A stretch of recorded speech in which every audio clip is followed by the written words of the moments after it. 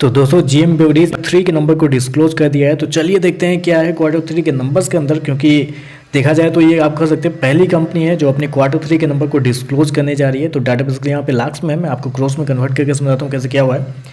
तो देखिए पिछले क्वार्टर में कंपनी ने 595 करोड़ के आसपास का रेवेन्यू जनरेट किया था ऑपरेशन के थ्रू। पिछले साल देखे तो 618 करोड़ के आसपास, जबकि अभी देखे तो बढ़ के 644 करोड़ कंपनी का जो रेवेन्यू है वो आपको जाता हुआ देखने को मिल रहा है। तो साल दर साल देखे तो साल दर साल कंपनी के रेवेन्यू के अंदर लगभग बोल सकते हैं 4% के आसपास की तेजी आपको देखने को मिल रही है। वहीं अगर क्वार्टरली बेस पे जाते हैं तो क्वार्टरली बेस पे कंपनी के रेवेन्यू के अंदर लगभग बोल सकते हैं आप 8 से 9% के आसपास की तेजी है। तो कंपनी का रेवेन्यू देखें तो आपको साल दर साल क्वार्टर बढ़ता हुआ देखने को मिला, जो कि एक अच्छी बात है। हालांकि मार्केट का मानना भी था कि 1 डिजिट ग्रोथ के आसपास आपको देखने को मिलेगा, उतना ही आपको देखने को मिल रहा है। खर्चे की बात करते हैं तो देखिए पिछले क्वार्टर में 569 करोड़ खर्च किए थे, पिछले साल 594 करोड़, जबकि अभी देखें तो कंपनी का 615 करोड़ के आसपास आपको देखने को मिले। तो खर्चे देखें तो खर्चे कंपनी के थोड़े से ज़्यादा इस क्वार्टर में आपको देखने को मिल रहे हैं। हालांकि आप खर्चे ज़्यादा भी नहीं कहेंगे, खर्चे ठीक है, खर्चे कंट्रोल में ही आपको देखने को मिले, कुछ ज़्यादा ऊपर नीचे नहीं है, चलेगा इतना भी। चलिए कंपनी का प्रॉफिट क्या निकलता है पहले वो देखते हैं, फिर मैं आपको बताता हूँ कहाँ पे कंपनी थोड़ी सी गड़बड़ करते हुए देखने को मिली है।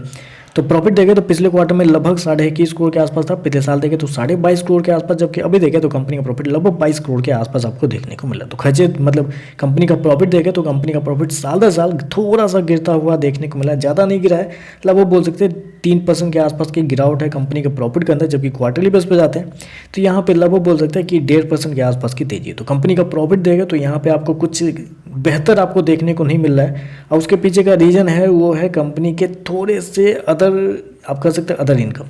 क्योंकि रेवेन्यू तो कंपनी ने अच्छा दिया है, रेवेन्यू आपको साल दर साल क्वार्टर बढ़ता हुआ देखने को मिला है। कंपनी के एक्सपेंस भी देखें तो कंपनी के एक्सपेंस भी ठीक है, ज़्यादा कुछ खराब नहीं, कंट्रोल में ही आपको देखने को मिले। लेकिन कंपनी एक जगह पे थोड़ा कमजोर प्रदर्शन देखने को मिला है, वो है कंपनी का अदर इनकम।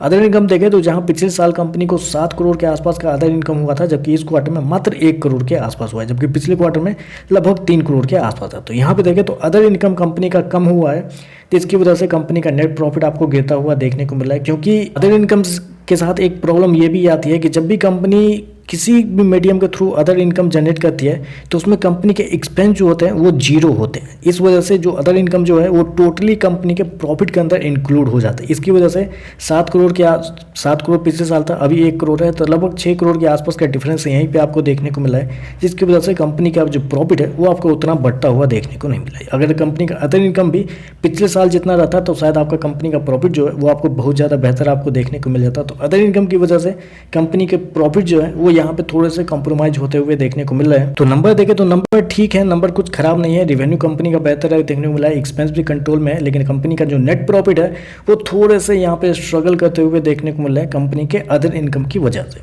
तो चलिए बस आज के लिए बस इतना ही। वीडियो पसंद आए तो लाइक कीजिएगा, साथ में साथ चैनल को सब्सक्राइब जो कीजिएगा। धन्यवाद।